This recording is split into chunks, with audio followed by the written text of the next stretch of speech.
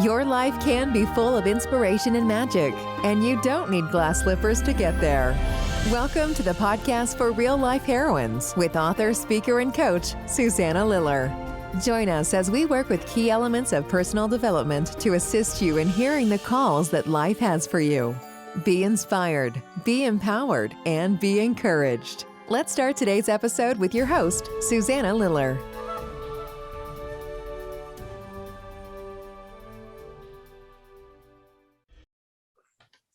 Hello, everyone, and welcome to my podcast for real life heroines, where I have the privilege of the honor of interviewing real life heroines about their heroine's journey and how they got a call. And of course, we get many calls in our lives to go on journeys, but we're going to talk about one call today with my guest, Abigail Bobo. Abigail, welcome. Thank you for having me. You're such a ray of joy and sunshine, and I'm really happy to be here with you. Thank you. Thank you. And of course, I would say the same to you. And we're going to be talking about, in particular, how you are a curator of the light.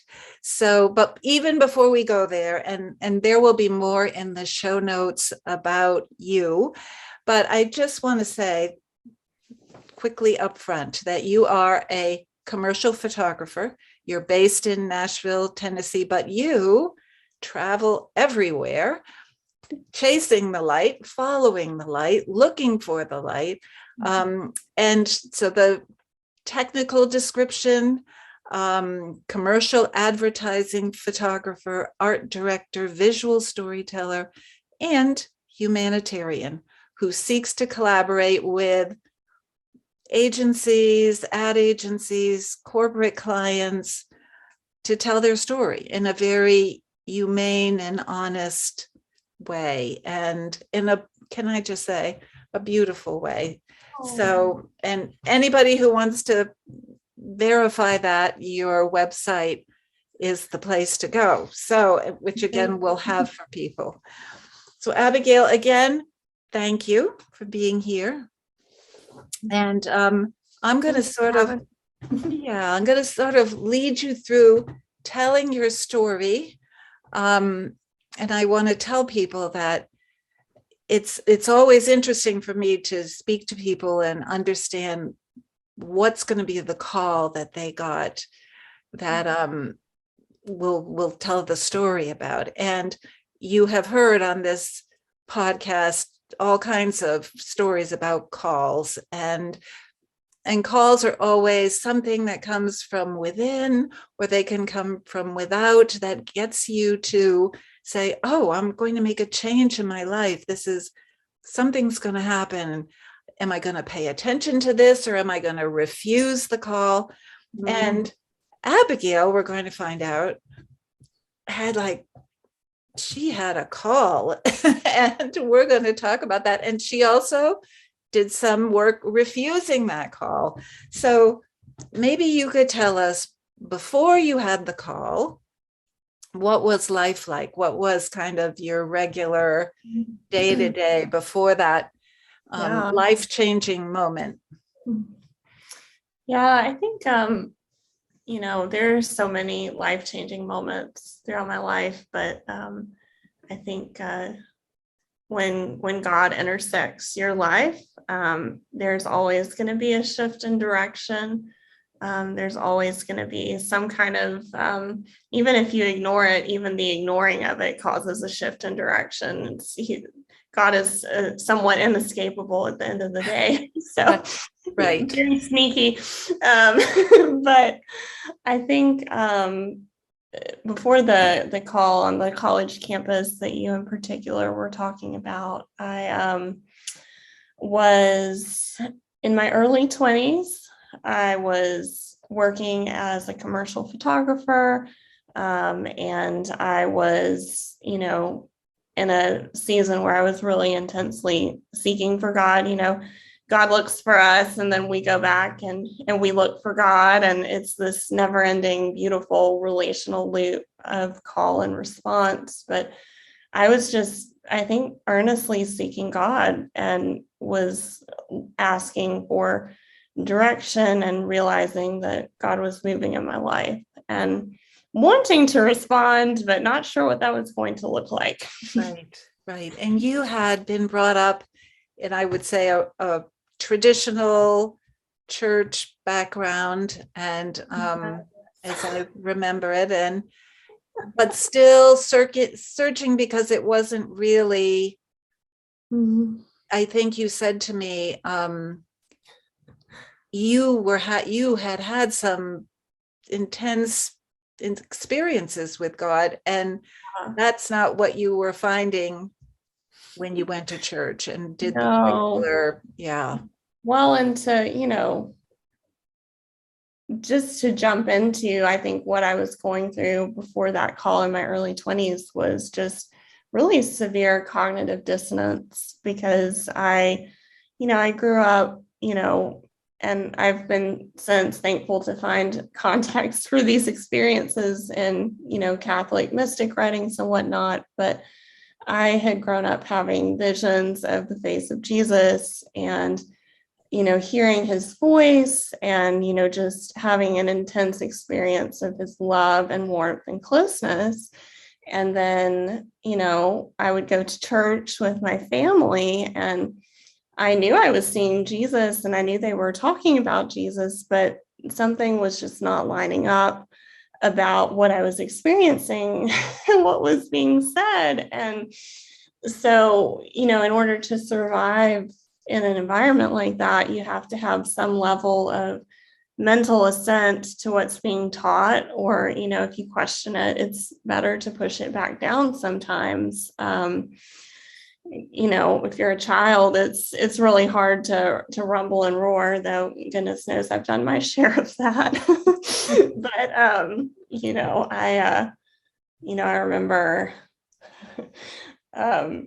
I remember one time my parents, we were having an intense theological discussion, and they told me that God just wanted he just wanted our sacrifice. And I quoted, I believe it's out of the book of Micah, I desire mercy and not sacrifice. And that conversation did not end well. Came to a halt, probably. And roughly how old were you then? I think that was high school. But, I think I've always kind of had a little rumble and roar. But for the most part, when I was actually, I left the Christian faith and started deconstructing within a Buddhist framework, because I was so tired of not knowing Jesus in a church environment. And the only desire of my heart was to have him, to know him, to be with him. And I had so much cognitive dissonance that I couldn't merge the two. And so, I was, seeing the face of Jesus, his beautiful loving hands, his eyes, his big Middle Eastern nose. He is a beautiful person. And then was being told something entirely different about him. And that was, I had an encounter with Jesus in my early 20s, and finally, something just broke, and I was like, I'm just going to pursue him. I'm going to pursue his presence over what anybody else says about him. I have to know him. I have to have him for myself. So that was probably larger context. Right. So that you drew your own line in the sand. And just to people listening, for me, here's someone, Abigail, who really was having mystical experiences that I guess just came to you even as a young child, and then had to work through them or try to understand them or deal with them on your own, and to no fault of anybody's, it's just the way it unfolded, right? Exactly. But But it's interesting too, Abigail, because when I talk to people about calls that come to all of us, we talk about, well, where did they come from? And so we say, well, it could be from just your family, kind of how things happened, or it could come from your subconscious. We talk about, we never really say, most people that I talk with don't say they come from God. And it's refreshing to just say, yeah, that's absolutely, I think so too. And I think what I often say is it comes from your soul. And I guess that would be the same thing. But okay, so let me keep leading you in your story, if you would let me. Oh, absolutely. So here you are. Wizard stick. Okay. Onward. So here you are, having these experiences, having to break out from what your family had given you as the church background, exploring Buddhist beliefs, and trying to, I guess, put this in context yourself, but then drawing that line and saying, okay, he is real. I've experienced this. I'm going to go with it wherever it takes me. And so then you're on this college campus and walking around, I think it was kind of late at night. And what happened then, Abigail? Well, I was just hearing his voice in just the clearest manner possible. And he was just saying the kindest, nicest things to me, like speaking to my identity and who I really was. And, it's just when you've got God's voice, it sounds like just pure love. And it sounds like, a grounded, rooting, building, identity forming sound. And, I was just sitting there listening to all these lovely things. And I was like, wow, like, I feel like I'm hearing you so clearly. And I feel like I've got you, like you're here with me, And I was walking on a college campus, and, in addition to the lovely things, I felt like God was speaking to me about laying certain things down, like putting things aside. And I was like, this is an interesting conversation we're having. And, then I go into, it was a Christian university close to where I live. And I went into their seminary building that has a little chapel in it, and it's open at all hours. And I just, went and laid down on the floor. It was like 11 o'clock at night or something. And I heard the voice say, you're going to get your MDiv in this building. And I'm like, what is an MDiv? And so then I'm just like Googling, like I just like roll over and got my phone out, it's super spiritual. And like, here, like, well, let me just like grab my phone. She's Googling while God is talking to her. Okay. Right. It's pretty much our dynamic. But it says that it's a master of divinity. And I was like, and then that's when the argument started. I was like, why do I need to get this? What is it about this? Like, I'm so sorry. I'm a photographer. I'm a business person. And I felt like the voice said, a photographer and a business person with a theology degree, what a lovely, wonderful idea. And I was like, and then I said, well, I don't need a theology degree because I have your spirit inside of me. And that's when I heard God laugh. It was a chuckle. And then he just didn't say anything. And, I'm pretty sure that was the only part of the story that the seminary professors really believed. They were like, yes, God is right. But then, there were a couple other things, I was like, but, I feel like you're calling me to go all over the world. Like, why do I need a theology degree? And I felt like you said, it's a gift to other people who maybe have, maybe you take this sort of thing for granted, but some people just won't. And for those people, it will be a gift to them, whether you see it as a gift or not. I was like, I stand corrected. And then at that point, I'm like having like this realization from my Google search that this is a 3-year degree program, and how bad I don't want to go do a really hard degree for 3 years. So then I think I can run, which is like never a good idea, but I stand up and start leaving the room, and like that voice just keeps following me. And I was like, oh my goodness. And so I get down to my car and I sit there and I say, well, I'm not going to pay for it. And I hear, don't worry about it. It's on me. Huh. And I would say it was probably, we're talking a hefty amount to pay for it. Hefty-ish, yes. Okay. So don't worry, it's on me. Uh-huh. All right. So I'm just, while I've got him, I'm just like, so where am I supposed to do this? Because, there's 2 universities in town that offer this degree. And he was like, for me, he was like, I want you to go to the seminary that I had been laying on the floor there. It was like, get your MDiv in this building. And so I just went to the dean. His name is Dr. Frank Gurton.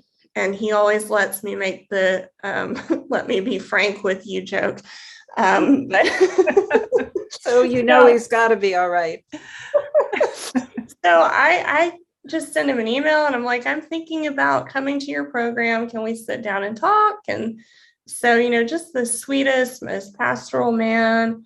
We're sitting in his office and I was like, I don't really want to do this degree program. And I don't have anything to lose here. So Abigail, did you tell him that God had made the suggestion? And how did he react to that? I told him the whole story.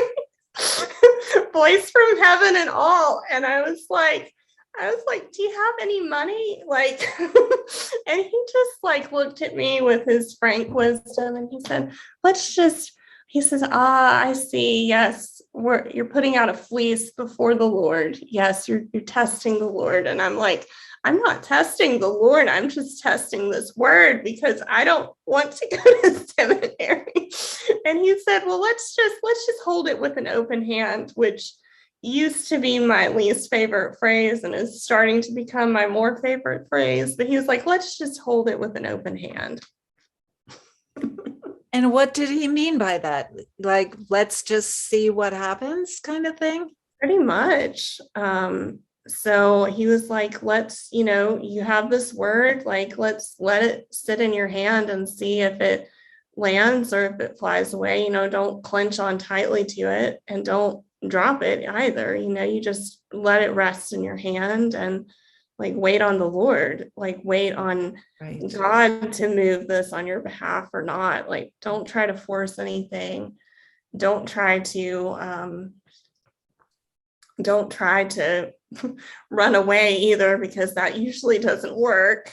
Just sit with it. Okay. So then what happened? Well, we sat with it for 2 months and they gave me a full ride scholarship. Wow.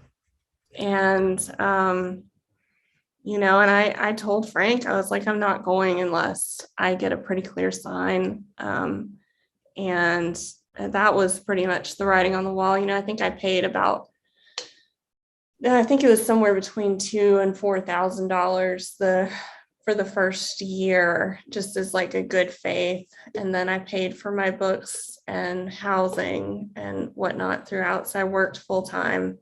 But, the tuition was completely and totally free. Wow. And at the same time, you were being a photographer. Yes. Yeah. Yes. And yeah. What was that like then for you? How did that come together, the work and what you were studying? Well, I had to make some changes. I had been shooting weddings, and weddings are on weekends. It was a hybrid design course for working adults because most people that were in the program are pastors full time. So, I was just thinking of how to make this work because I'm required to go full time for the scholarship. Like they want that investment shown from me. Like they're showing this great favor and grace to me, and they want me to show it to them too. And so it's just, I feel like God was there every step of the way. And, one day I saw one of those visions of Jesus again. And I was sitting on the sofa in my office, and he came in and sat next to me, and he said, "Would you give up this branch of your business for me?" And it was a big part of my income at the time. And I did. And then another part of my business grew to where it was sustaining me with much less effort and work. And I'm like, give it up for you. No question, huh? Yeah, but it was a trust thing because I had to say no to something that in my mind was paying the bills. Right. And so, that thing was not paying my bills. Like his grace and faithfulness were paying my bills because I've given my life to him, and that's what he does for people. Right. That's who he is. Right. That's the message of everybody's searching for abundance. It's not in those places that we think. It's more in letting go and trusting however you see God. I'm wondering if any of your fellow students, did ever anybody question you and doubt you and say, "Oh, sure, Abigail, right? Yeah, you heard God," and or did they believe? Well, I didn't really tell that story a whole bunch in seminary because it's there's the story of Joseph in the Bible that has this cool dream about this crazy favor on his life. And then he tells his brothers and they throw him in a pit and sell him into slavery. Okay. And You didn't want that to happen. Yeah. I was like, I'd like to skip the pit and the mob. Thank you. But no, but as you were talking, I expected that, I'm very in Christianity. I probably fall more into a mystic bucket, but I also believe in the power and presence of God to work miracles and to heal bodies. I've experienced some of that healing myself. I experientially believe it to be real. And, also, so I thought, I'm going into the seminary, they're going to reject me based off of this. I had this list of things that I thought I was going to be rejected off of. I'm female. It's a very traditional school. And I thought I was going to be rejected. I walked in believing I'm going to be misunderstood and rejected. And I asked God, what do I do about this? And he said, you have two options. You can hide who you are, or you can just have fun with this. And so I just didn't hide. And it was one of the best experiences of, approaching people with different beliefs. We had people that were Catholics, Methodists, even atheists in our program, and just walking in and being like, this is who God is for me. This is who I believe he can be for you. And, I had people come to do prayer ministry for my classmates, all sorts of fun things. But there's there was one incident where, and I had the most, I just, I felt like I was being pastored and papaed and loved on by these men that I thought were sure to reject me. And that father wounding in me just started to heal. So I say all this with that as a preface, but I remember, ironically, it was a minor prophets class. It was in the spring of 2020, right as I was finishing up. And I was sitting there, and I'm pretty snarky, especially when I don't agree with things. And so I'll kind of it's not one of my better qualities, but it is funny. So I kind of made a little side swipe at some theology. And one of the professors just looked at me and he said, "What are you doing here in the middle of class? Why are you here?" And I'm at the tail end of a 3-year, I gave everything to this. Right. I'm not even sure why I'm here. And it just deeply hurt. And, I understand where he was coming from. I understand, he's surrounded with students that have a clear plan, and I just didn't. And I couldn't articulate a plan. And, at the same time, I was raised in a tradition where women were not allowed to preach, or even in my family, pray aloud at meals. Wow. Yeah. And so basically, I felt rejected by that. But then 2 weeks later, a different professor, when I preached my first sermon, he pulled me aside and he said, "You have such a gift of preaching." And he was he just poured into me. And he was "I know you don't know why you belong here, but you do." And, even in those moments when somebody pushes their hurt, their confusion, their whatever onto you. Right. And Lord knows I was stirring him up. But, even in those moments, God is still faithful to bring comfort and encouragement, even through other people. Right. So that was the one instance I could think of, but it was an overwhelmingly positive experience. Right. And I wasn't expecting it to be. No. And so there you were, and you graduated, and you're still doing your photography work, and again, traveling everywhere to do it. I mean, anybody just needs to look at your website. I know you're traveling soon to Romania. So how did that 3 years change, transform how you do your work? Or did it? Yeah, I think, there was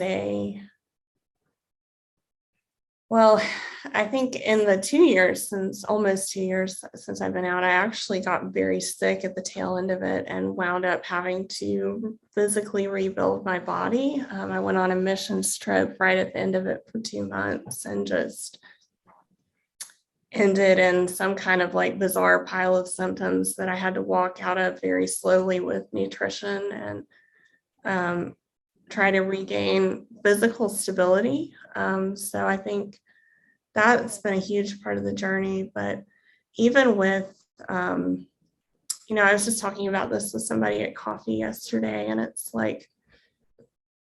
I think that how it changed how I do my work is that it reminded me that I am called no matter what my season looks like. And love and compassion and pastoral care and, hearing from God it's supposed to be normal, everyday parts of life. And before I see the fruit of that season pouring out of me into other people, I have been tasting and eating of it myself, because it just gave me such an opportunity to rewire and rework how I did theology to remove shame from theology, to remember the goodness of God, and to build a solid historical, cultural, sociological approach to scripture and context, and through scripture to understanding these experiences I was having with God even more deeply. And if you want to hear me like talk for 3 hours and like cry and like stare into space and get really weird, I mean, just let me talk about Jesus' resurrection, because that was the thing I meditated on in seminary. And that was the thing I got such an appreciation for. And just believing in that physical resurrection of Christ and what that means for our bodies now and forever, for if you call on him, that beautiful resurrection power is there. And that, for me to have the tremendous, at the time, it seemed like a burden for me to follow this call, because it seemed like a rabbit trail and a wild goose chase. It was actually an incredible gift to me. And it took me 2 years to realize how much I needed to be there, because I needed what they were pouring into me. And I think we forget that calls are just as much for us as they are for other people. Right.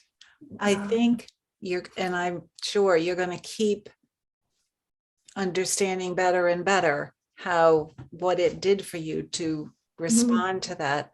I'm also thinking that God was really smart because so many people go to church to hopefully hear from God or connect with God. And I think many people can find it there.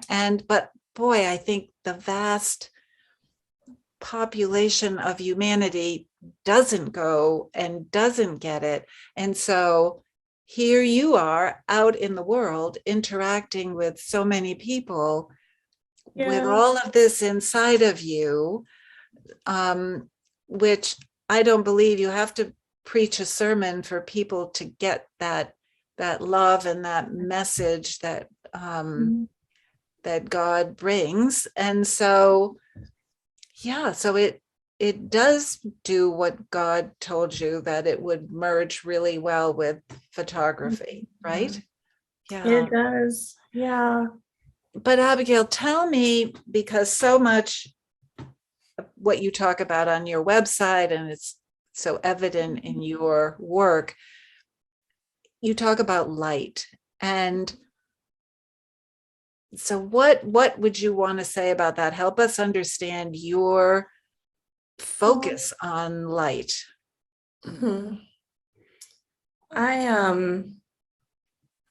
I see things, right? And that's a cheesy thing for a photographer to say, but it's the truest thing for me, that I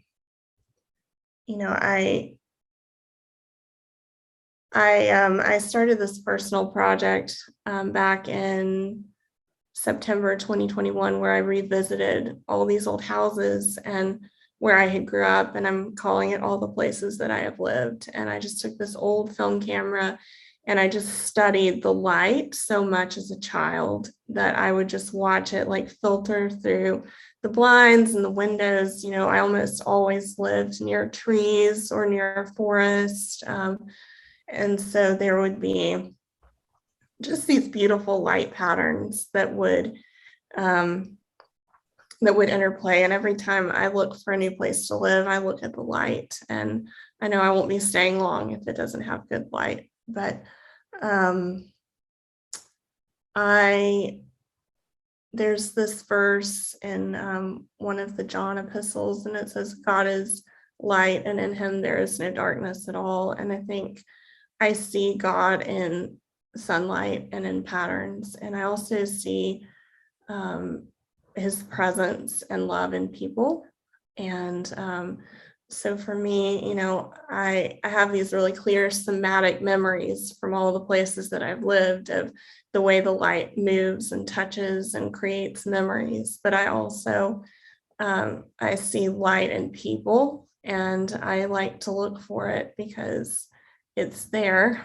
And sometimes it's only there in really dark places. And sometimes you have to dig for it a little bit and pull back the curtains, but it's still in people. So I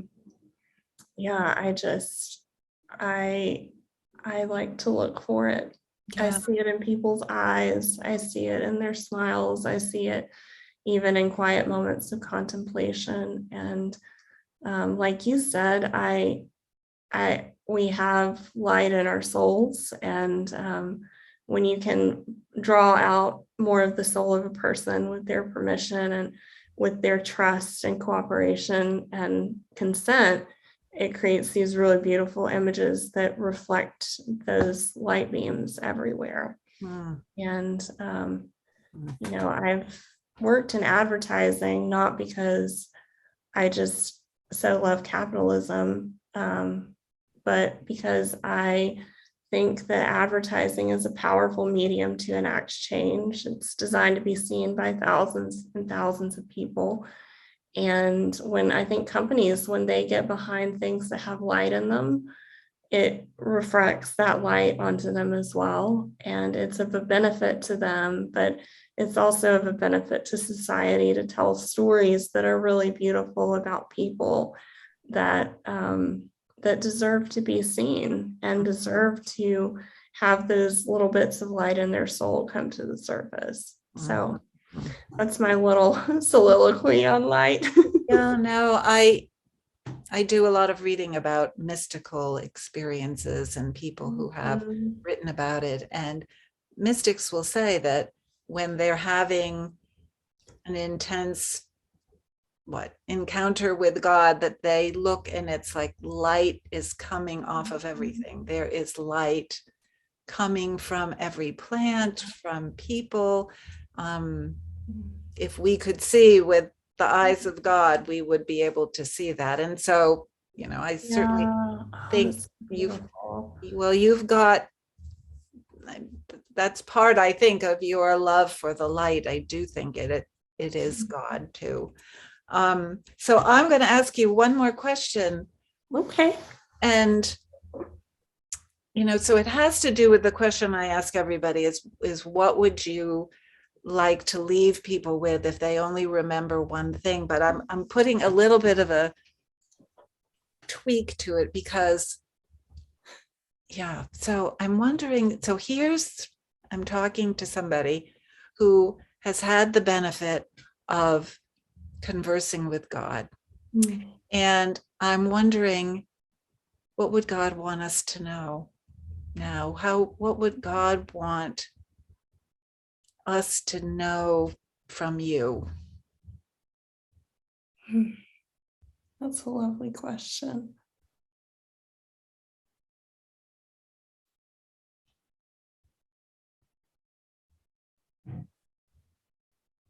I think when I think about that question, I feel an intense feeling of love and burning desire for people. And then I just hear the phrase, come close. I think there's just an invitation to come close. And the Bible says if you draw close to him, he will draw close to you. So to me, that tracks. But just feel this burning sense of love and desire, and I think a feeling of people being so incredibly loved and seen and welcome, that they belong, and that they are precious and cherished right where they are, and that they are welcome in his kingdom, which has often seemed so off limits because of the things that we've heard, but that they are so welcome and wanted. And yeah. And I think what I would say would be that it's asking him to speak and asking him to be with you is the single best and most dangerous thing you could ask, because he will answer in some way. Right. And it's, test him out. He will. So and it's worth it. right. It's worth it. If you accept that message to come close and you work on it, and I would say probably through prayer, meditation, however you would go within and try to connect with God, you're saying, okay, hold on to your hat. Because we'll all be going to seminary or something. Oh, goodness. Probably not, but something we will. So yeah, we'll get it. There will be somebody answering and sending a message back to our request. Yeah. Yes. He's beautiful and better than you ever hoped for. More beautiful than you can imagine, more worth it, the least religious, the most loving. There's not an ounce of pride in him. There's so much mercy and grace and humility runs all through him. He's worth it.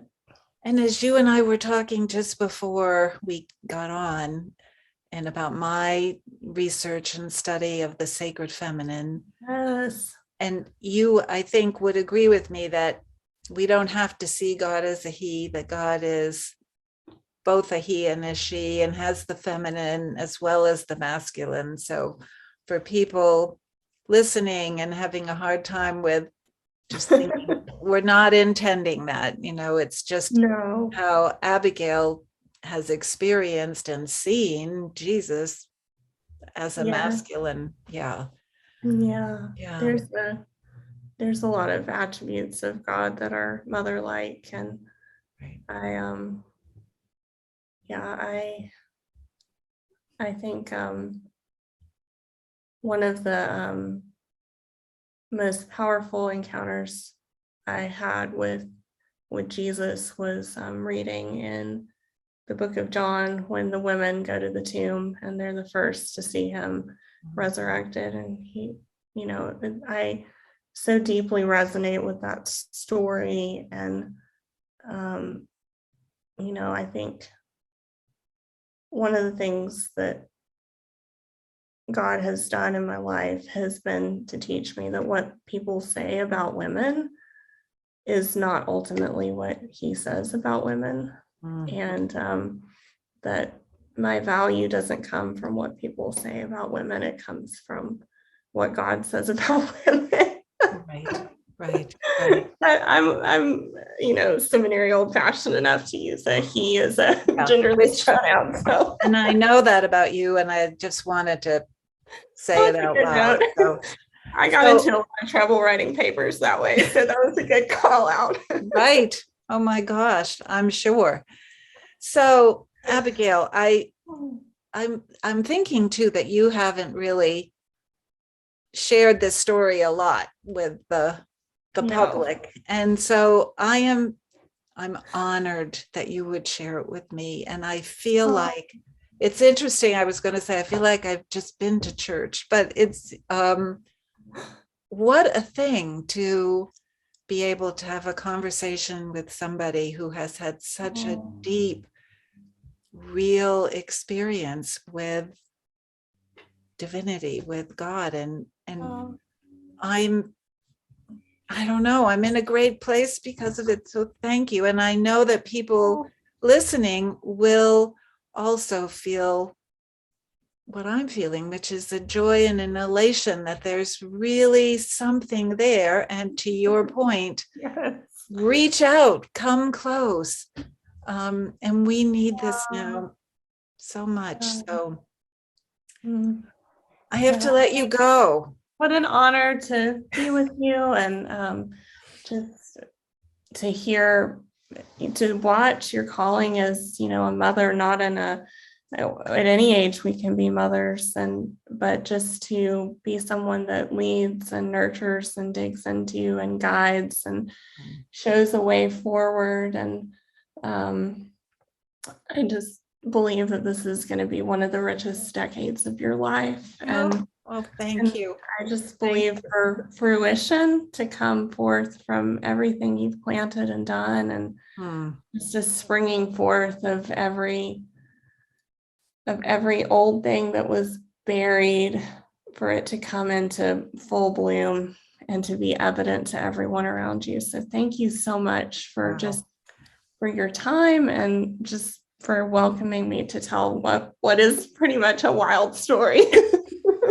It's a wild and beautiful one, a beautiful one. Yeah. So have a wonderful journey on your next trip. And I'm just counting that I'm going to get to see you and talk to you again. So 100%. thank you. And thank you to everyone listening. And I encourage you to keep joining me and listening to these podcasts. And I'll look forward to seeing you again too. Thank you for listening to the podcast for Real Life Heroines with Susanna Liller. We're so glad you've joined us and would love to connect with you outside of the show. To find more about Susanna and how she can assist you in your heroine story, go to susannaliller.com/blog or find us on social media and YouTube by searching Susanna Liller. You can also email us directly at susanna@susannaliller.com. We'd love to hear from you. To be encouraged and inspired outside of the show and blog, check out You Are a Heroine, a retelling of the hero's journey written by your host and coach, Susanna, available on Amazon. Until the next time, be well, heroine.